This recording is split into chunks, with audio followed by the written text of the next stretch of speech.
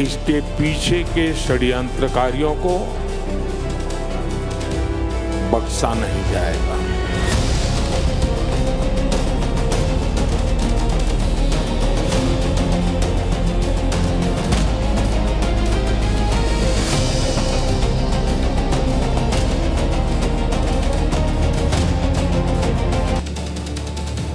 Delhi blast के एक दिन पहले ही जांच एजेंसियों ने फरीदाबाद से एक महिला डॉक्टर शाहीन को गिरफ्तार किया। डॉक्टर शाहीन की गिरफ्तारी के बाद उसके नाम पर रजिस्टर कार से एक असॉल्ट राइफल बरामद की गई और जैसे जैसे जांच आगे बढ़ी, ये डॉक्टर शाहीन देश भर में फैल चुके व्हाइट कॉलर टेरर मॉड्यूल की अहम किरदार बन गई। जांच में पता चला कि डॉक्टर शाहीन खूंखार आतंकी संगठन जैश-ए मोहम्मद के सरगना मसूद अजहर की बहन सादिया अजहर से डायरेक्टली जुड़ी हुई है और भारत में जैश की महिला विंग के हेड के तौर पर आतंकी नेटवर्क की जड़ें जमाने में जुटी हुई थी। यह आरोप इस पर लग रहा है। खुफिया सूत्रों के मुताबिक जैश से मिली फंडिंग से डॉक्टर शाहीन भारत में जैश के लिए महिला आतंकियों की भर्ती कर रही थी। लखनऊ, कानपुर और सहारनपुर में उसका नेटवर्क तैयार हो चुका था। अयोध्या में भी डॉक्टर शाहीन ने स्लीपर सेल को एक्टिवेट कर दिया था, यह भी आरोप है। सूत्रों के मुताबिक पूछताछ में लेडी टेररिस्ट डॉक्टर शाहीन ने मान लिया है कि वो अपने साथी आतंकी डॉक्टर्स के साथ मिलकर देश भर में आतंकी हमलों की प्लानिंग में जुटी। आज पाठशाला में भारत में जैश की महिला विंग की सरगना बन चुकी आतंकी डॉक्टर शाहीन की पूरी कुंडली खोलने जा रहे हैं। साथ ही आपको यह बताएंगे कि डॉक्टर शाहीन के पूर्व पति और भाई ने उसके क्या क्या राज खोले। लेकिन पहले जांच में जो हुआ है उसकी एक झलक देखिए।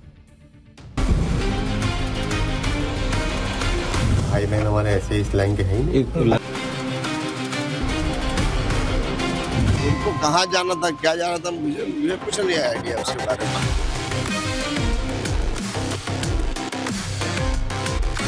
कहाँ वो जाती थी, किससे किससे बात करती थी, और इस संबंध में हम लोगों ने जानकारी एकत्र करनी चाहिए।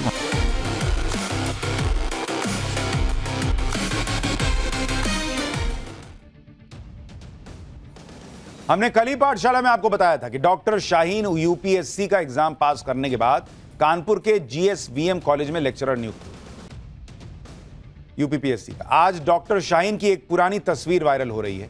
यह तस्वीर कानपुर के मेडिकल कॉलेज में उसकी तैनाती के समय की बताई जा रही है। इस तस्वीर में सलवार सूट पहने और चश्मा लगाए डॉक्टर शाहीन मेडिकल स्टूडेंट्स के बीच खड़ी मुस्कुराती हुई नजर आ रही है। लेकिन उसके साथ मौजूद मेडिकल स्टूडेंट्स को इस बात का अंदाजा भी नहीं रहा होगा कि डॉक्टर शाहीन के दिमाग में टेरर नेटवर्क को लेकर उस वक्त भी कितनी खौफनाक प्लानिंग चल रही है। मेडिकल स्टूडेंट्स के बीच मुस्कुराती दिख रही डॉक्टर शाहीन अब फरीदाबाद टेरर मॉड्यूल की अहम किरदार बताई जा रही है। डॉक्टर शाहीन से पूछताछ में जुटी यूपी एटीएस की टीम भी हैरान है कि जो शाहीन बचपन से पढ़ाई में टॉपर रही, देश ने उसे डॉक्टर बनाने के लिए सिस्टम की पूरी मदद दी, वो उसी देश की दुश्मन बन गई।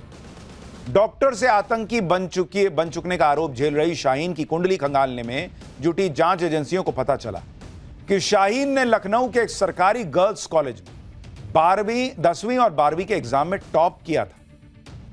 साल 1996 में शाहीन ने सीपीएमटी का एग्जाम पास किया और प्रयागराज के मोतीलाल नेहरू मेडिकल कॉलेज में एडमिशन लिया। मेडिकल की पढ़ाई पूरी करने के बाद डॉक्टर शाहीन कानपुर के जीएसवीएम कॉलेज से जुड़ गई। 2009 में उसका कन्नौज ट्रांसफर हुआ, लेकिन 2010 में वो फिर कानपुर लौट आई। 2013 के बाद कई सालों तक बिना कारण बताए गायब रहने के बाद उसे नौकरी से बर्खास्त कर दिया गया। जांच में पता चला कि पिछले कुछ समय से डॉक्टर शाहीन फरीदाबाद की अल फलाह यूनिवर्सिटी से जुड़ चुकी थी और यहीं से उसने व्हाइट कॉलर टेरर मॉड्यूल की जड़ें मजबूत करना शुरू किया। डॉक्टर शाहीन गिरफ्तारी के बाद टेरर मॉड्यूल के खुलासे के लिए यूपी एटीएस उसकी पूरी जानकारी जुटा रही। जांच के दौरान यूपी एटीएस को डॉक्टर शाहीन का साल 1996 में दिए मेडिकल एग्जाम का एडमिट कार्ड भी मिला है। जांच टीम प्रयागराज में उस मेडिकल कॉलेज भी पहुंची जहां से लेडी आतंकी शाहीन ने मेडिकल की पढ़ाई की और डॉक्टर बनी। यूपी पुलिस जांच के लिए कानपुर में उस मकान पर भी पहुंची जहां कानपुर के मेडिकल कॉलेज में जॉब करने के दौरान डॉक्टर शाहीन रही थी। डॉक्टर शाहीन का पूरा कच्चा चिट्ठा सामने लाने के लिए पुलिस कानपुर में उसके साथ रह रहे लोगों से भी पूछताछ कर रही है, जिसके लिए 9 लोगों को हिरासत में लिया जा चुका है। सुनिए कानपुर में ताबड़तोड़ एक्शन पर वहां के जॉइंट सीपी ने क्या बताया है। फिर आपको बताता हूं कि ये डॉक्टर शाहीन पे जो आरोप लग रहे हैं कि भाई वो महिलाओं की विंग तैयार कर रही थी, उसका पैसा कहां से आ रहा था। देखिए, ये जानकारी में आया है कि डॉक्टर शाहीन यहाँ पर जीएसवीएम कॉलेज में फार्माकोलॉजी डिपार्टमेंट में उन्होंने प्रवक्ता के रूप में यहाँ पे काम किया है, पढ़ाया है बच्चों को। और उस दौरान उनकी जो एक्टिविटीज़ रही हैं उसको क्या रही हैं, कहाँ कहाँ वो जाती थी, किससे किससे बात करती थी, और इस संबंध में हम लोगों ने जानकारी एकत्र करनी चाहिए, वहाँ पे कॉलेज में भी की है। इसके अलावा जो नाम हम लोग को संदिग्ध थे पूर्व में दंगों वगैरह में इनके जिनके नाम आए थे, उनको लोगों को खंगाला जा रहा है कि वो किससे बात करते हैं, क्या करते हैं, कहीं ऐसा तो नहीं कि कोई इनका आतंकवादी कनेक्शन हो। तो इसलिए 9 लोगों को अभी फिलहाल जानकारी के अनुसार उठाया गया है। देखिए, शाहीन को मेडिकल की पढ़ाई करने के बाद लोगों की जान बचाने का मौका मिला। वो कैसे मासूम लोगों को मौत की नींद सुलाने के लिए आतंकी संगठन जैश-ए मोहम्मद की खौफनाक प्लानिंग में शामिल हो गई, अब यही पूरी जांच का विषय। और भारत में आतंकियों को ट्रेनिंग देने के लिए कमांड सेंटर खोलने का भी ब्लूप्रिंट तैयार कर चुकी थी, कहा जा रहा है। सूत्रों के मुताबिक डॉक्टर शाहीन पिछले 5-6 महीनों से सहारनपुर और हापुड़ में मिनी रिक्रूट कमांड सेंटर के लिए ऐसी जगह ढूंढ रही थी जो शहर से थोड़ा बाहरी इलाके में हो और वहां लोगों का आना जाना कम। इस कमांड सेंटर में अंदर आतंकी ट्रेनिंग की प्लानिंग की गई थी और बाहर इसे एक एनजीओ के तौर पर दिखाया जाना था। प्लानिंग थी कि मुस्लिम गरीब लड़कियों की पढ़ाई और गरीबों के इलाज के नाम पर फाउंडेशन बनाया जाए ताकि टेरर फंडिंग के लिए आने वाला पैसा जांच एजेंसियों के रडार पर ना आ पाए। सूत्रों का दावा है कि डॉक्टर शाहीन ने इन इलाकों में चल रहे कुछ एनजीओ से संपर्क किया। टेरर ट्रेनिंग सेंटर में 10 बड़े कमरे, एक तहखाने में बड़ा ट्रेनिंग हॉल बनाने की प्लानिंग थी। ट्रेनिंग सेंटर में जैमर लगाने का भी प्लान था ताकि आतंक की ट्रेनिंग लेने वाली लड़कियां सोशल मीडिया से दूरी बनाए रखें और मकसद से न भटकें। इस सेंटर में जैश से आतंकियों को मौलवी बताकर लेक्चर देने के लिए बुलाने का भी प्लान था। टेरर ट्रेनिंग सेंटर में आने वाली लड़कियों का मुंतजिमा नाम दिया जाना तय किया गया था, जिसका मतलब है व्यवस्था देखने वाली। सूत्रों का दावा है कि डॉक्टर शाहीन के इस मिनी रिक्रूट कमांड सेंटर के लिए आतंकी संगठन जैश-ए मोहम्मद से शुरुआती फंडिंग मिल भी चुकी थी। दिल्ली ब्लास्ट केस में शाहीन एक अहम कैरेक्टर है। पुलिस लगातार डॉक्टर शाहीन से जुड़े लोगों से भी पूछताछ कर रही है। लखनऊ में शाहीन के घर से एक रिपोर्ट आपको दिखाता हूं, फिर बताता हूं कि शाहीन के हस्बैंड ने क्या बताया। लखनऊ के लालबाग के कंधारी बाजार मकान नंबर 121, ये पता है संदिग्ध आतंकी शाहीन का। ये पुश्तैनी घर है शाहीन का, जहां उसके पिता और भाई जो है शोएब रहते हैं। आज UP police, UP ATS, NIA और जम्मू कश्मीर की पुलिस यहां पहुंची थी और करीब 1 घंटे तक पूछताछ की है। इस पूछताछ में कई सारे ऐसे सवाल हैं जिसके जवाब जानना बेहद जरूरी है। जिस तरह से शाहीन को फरीदाबाद के मामले में गिरफ्तार किया गया है, उसके बाद से लगातार उससे जुड़े हुए राज सामने आ रहे हैं। कहा जा रहा है कि शाहीन की गार्ड से ही AK-47 बरामद हुआ था, जिसके बाद उसको जम्मू कश्मीर पुलिस ने गिरफ्तार किया था। और यह भी कहा जा रहा है कि जो शाहीन का छोटा भाई है डॉक्टर परवेज, उसके कार से भी मुजफ्फर में जो गिरफ्तारी हुई थी, बड़ी संख्या में असलहे बरामद हुए थे। ये लिंक जुड़ा। उसके बाद पुलिस आज सबसे पहले यूपी एटीएस और जो जम्मू कश्मीर की पुलिस है वो डॉक्टर परवेज के फरीदाबाद टेरर मॉड्यूल में गिरफ्तार हुई लेडी आतंकी डॉक्टर शाहीन का एक और कानपुर कनेक्शन सामने आया है। डॉक्टर शाहीन की कानपुर में डॉक्टर जफर हयात के साथ साल 2003 में शादी हुई, जो महाराष्ट्र के रहने वाले हैं और कानपुर के ही एक हॉस्पिटल में आंखों के डॉक्टर हैं। लेकिन आतंकियों का कमांडर बनने का सपना पाल रही डॉक्टर शाहीन ने शादी के 10 साल बाद 2013 में अपने पति से तलाक ले लिया। डॉक्टर जफर हयात के मुताबिक तलाक के बाद से उनका डॉक्टर शाहीन से किसी तरह का कोई संपर्क नहीं रहा। सुनिए डॉक्टर शाहीन को लेकर उनके पूर्व पति ने क्या बताया। आखिरी बार वही डिवोर्स हुआ, उसके टाइम साइन के बाद ही नहीं हुई थी उस वक्त, क्योंकि वो जाना चाह रहे थे। मैंने कहा जाइए भाई, ठीक, मैं क्या कर सकता हूँ, जबरदस्ती तो मैं कर नहीं सकता हूँ कुछ। अरे मैंने नहीं दिया तलाक, उन्होंने दिया, वो खुद गई है। उनको कहाँ जाना था, क्या जाना था, मुझे कुछ नहीं आइडिया उसके बारे में। बाहर जाने का जिक्र कर रही थी, कहाँ का? मैं ऑस्ट्रेलिया वगैरह जाऊंगी, जाना चाह रही हूँ। अगर आप चलो तो बेहतर रहेगा, क्योंकि वहाँ लाइफ अच्छी है। ये बात थी। तो मैं गायब हो जाता, लाइफ यार बढ़िया चल रही, तो क्या जाने क्या मतलब है। डॉक्टर शाहीन की गिरफ्तारी के बाद जांच एजेंसियों ने उसके आतंकी भाई डॉक्टर परवेज को भी गिरफ्तार किया। लखनऊ में भाई बहन की इस आतंकी जोड़ी के घर पर छापेमारी में लैपटॉप, कीपैड वाले मोबाइल फोन और कई अहम दस्तावेज मिले। सूत्रों का दावा है कि शाहीन और परवेज का नाम एक चैटबॉट ग्रुप से जुड़ा है, जिसमें आतंकी साजिश से जुड़ी सीक्रेट बातचीत होती थी। जांच में यह भी पता चला है कि डॉक्टर परवेज स्मार्टफोन नहीं बल्कि कीपैड वाले मोबाइल फोन का इस्तेमाल करता था। जांच एजेंसियों के सूत्रों के मुताबिक कीपैड वाले फोन का इस्तेमाल आतंकी ट्रेसिंग से बचने के लिए करते हैं। माना जा रहा है कि इन्हीं फोन्स की मदद से डॉक्टर परवेज अपनी बहन डॉक्टर शाहीन के इशारे पर जैश के हैंडलर्स और मॉड्यूल में शामिल डॉक्टर्स को कोडेड मैसेज भेजता था। डॉक्टर परवेज के घर से छापेमारी में कीपैड वाले 6 मोबाइल फोन, एक इंटरनेशनल सिम कार्ड और एक सीक्रेट डिस्क भी मिली है। डॉक्टर शाहीन और डॉक्टर परवेज को लेकर हुए खुलासों पर उनका परिवार भी हैरान है। इन दोनों के बड़े भाई को यकीन नहीं हो पा रहा कि जिसके साथ वो बचपन से पले बड़े वो आतंकी कैसे बने। डॉक्टर शाहीन के बड़े भाई को सुन। यकीन तो नहीं हो रहा। क्यों? क्योंकि मैं भाई बहन हमारे ऐसे इस लाइन के हैं ही नहीं। आखिरी बार हमारी बात हुई हमारी करीब 4 साल ताल्लुक नहीं है कोई। यकीन तो नहीं हो रहा। क्यों? क्योंकि मैं भाई बहन हमारे ऐसे इस लाइन के हैं ही नहीं। आखिरी बार हमारी बात हुई हमारी करीब 4 साल ताल्लुक नहीं है कोई। पति से तलाक हो गया, जिस अस्पताल में काम कर रही थी वहां से गायब हो गई। पिता कहते हैं कि मैं तो 1.5 साल से 2 साल से मिला नहीं था। भाई कह रहा है मैं 4 साल से मिला नहीं था। तो मैडम कर क्या रही थी भाई? किसी से संपर्क में ही नहीं थी, परिवार में गायब चल रही थी और अब ये चीजें मिलने का आरोप लग रहा है। डॉक्टर शाहीन से जुड़ी एक और बड़ी खबर आई है। एजेंसियों को डॉक्टर नेटवर्क का बड़ा सुराग मिला है। नेटवर्क के 6 और डॉक्टर्स का सुराग मिलने की बातें निकल कर आ रही हैं। दिल्ली में शाहीन और परवेज ने मुलाकात की थी। शाहीन परवेज ने 6 डॉक्टर से मुलाकात की थी कहा जा रहा है। अक्टूबर में दिल्ली में नेटवर्क की मीटिंग हुई थी, यह भी आरोप लग रहा है। तो अब ये धीरे धीरे जैसे जैसे जांच आगे बढ़ रही है, इस जांच के दायरे में कई और डॉक्टर्स आते जा रहे हैं। और इसलिए कहा जा रहा है कि ये ऐसा नहीं है कि गैर पढ़े लिखे लोग थे जिनको फंसा दिया गया, ब्रेन वॉश कर दिया गया। सब डॉक्टर निकल रहे हैं बॉस। डॉक्टर शाहीन के पिता ने कहा है कि उनकी बेटी से वो पिछले 1.5 साल से मिले नहीं थे, 2 साल से घर नहीं आई थी। एक बार इनके पिता को भी सुनिए। मैं सबके सामने बता रहा हूँ, मेरी मुलाकात करीब 1.5 साल हुई है, भी नहीं हुई है। 1.5 साल से यहाँ पे 2 साल से नहीं आई हैं और 1.5 साल पहले तक की मेरी मुलाकात हुई है। अच्छा।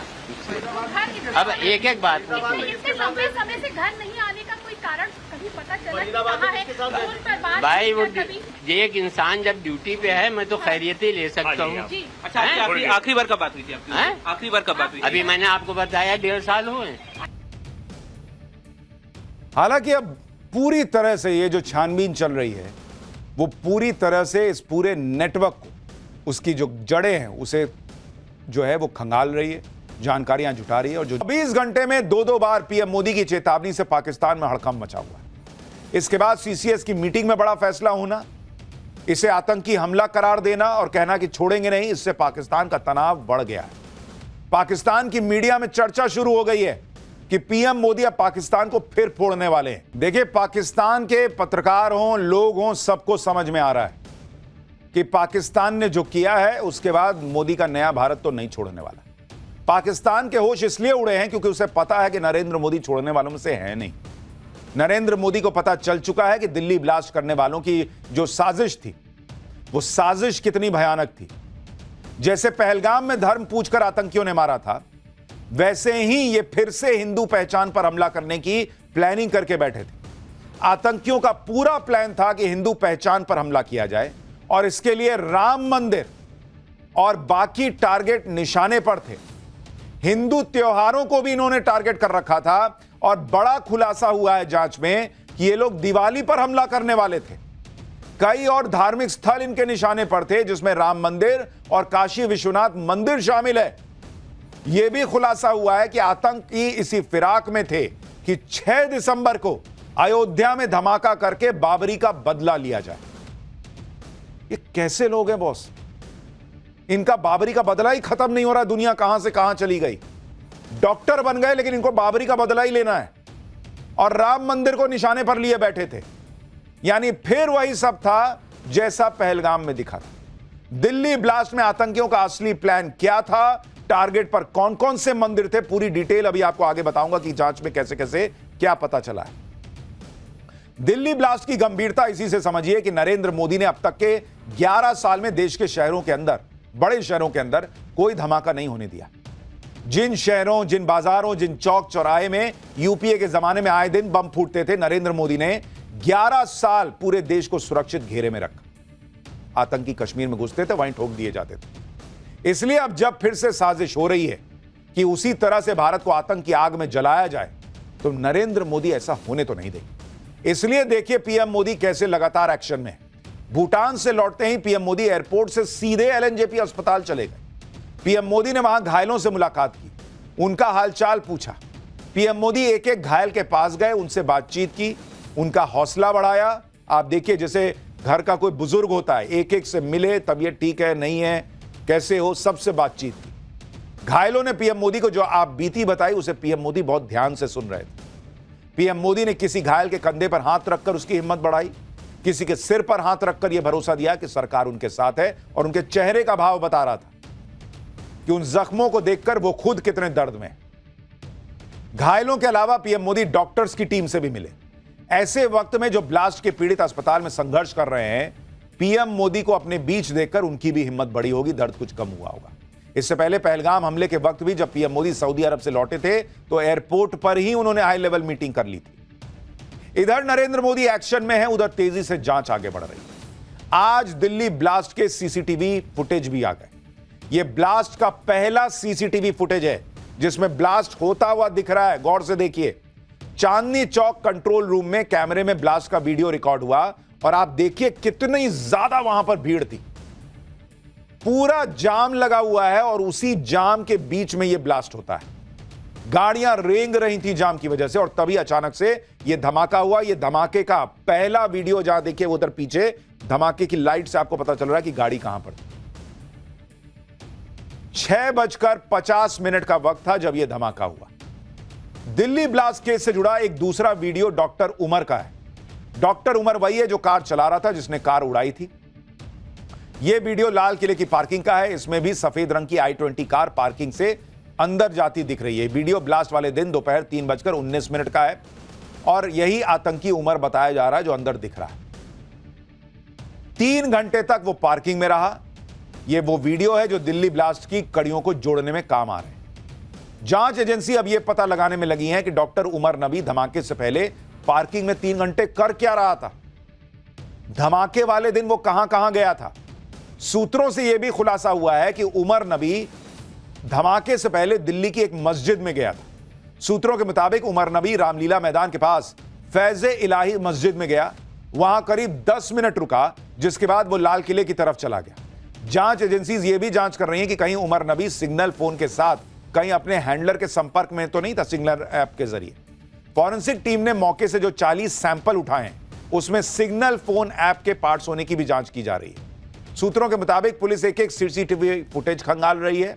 उमर के लाल किले पहुंचने तक के पूरे रूट को रिकंस्ट्रक्ट कर रही है, ताकि यह पता लगाया जा सके कि क्या कोई और भी था जो पूरे रास्ते में उससे मिला, उसकी कुछ मदद कर रहा था। वो मस्जिद गया क्यों? भाई वहां तुम आतंकी हमला करने वाले, उसके पहले नमाज पढ़ने गए थे क्या, या मस्जिद में किसी से मिलने गए थे? उमर नबी दिल्ली की किस मस्जिद में गया था और जांच एजेंसियों को मस्जिद से क्या मिला? हमारे सहयोगी मोहित ओम की एक रिपोर्ट देखिए। फिर एक और बड़ी खबर आ रही है, ब्रेकिंग न्यूज, वो आपको बताता हूं।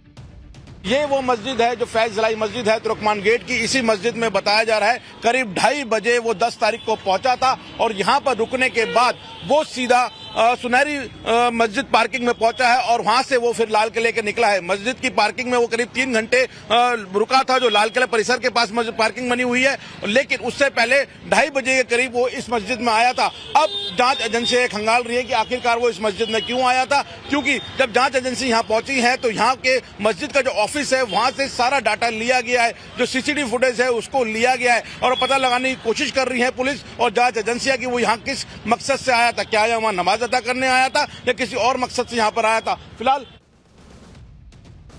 लेकिन इस वक्त एक और बड़ी खबर आ रही है। डॉक्टर उमर का साथी डॉक्टर मुजम्मिल जो फरीदाबाद से पकड़ा गया था, उस आरोपी मुजम्मिल के पास से अब तक 14 फोन रिकवर हुए हैं। मुजम्मिल के फोन से मिले सबूत बेहद अहम हो सकते हैं। मुजम्मिल सिग्नल ऐप के जरिए पाकिस्तान के अपने हैंडलर के संपर्क में था। पाकिस्तान में मुजम्मिल किससे बात करता था, इसकी अभी छानबीन चल रही है। लेकिन उसके पास से हथियार मिले थे, उसके पास से विस्फोटक मिला था, यह तो सबको पता था। लेकिन अब जैसे जैसे जांच आगे बढ़ रही है, 14 फोन उसके पास से मिले हैं। एक और बड़ी खबर, मुजम्मिल की बहन बांग्लादेश से MBBS करने गई थी, उसे हिरासत में लिया गया है। मुजम्मिल की बहन का नाम डॉक्टर अस्मत है। डॉक्टर असमत की पिक्चर टाइम्स नाउ भारत के पास मौजूद है और अब यह भी सवाल खड़ा हो रहा है कि क्या बांग्लादेश से ये लोग रेडिकलाइज होकर यहां आ रहे हैं कुछ इस तरह का करने के लिए? यह भी एक बड़ा प्रश्न है।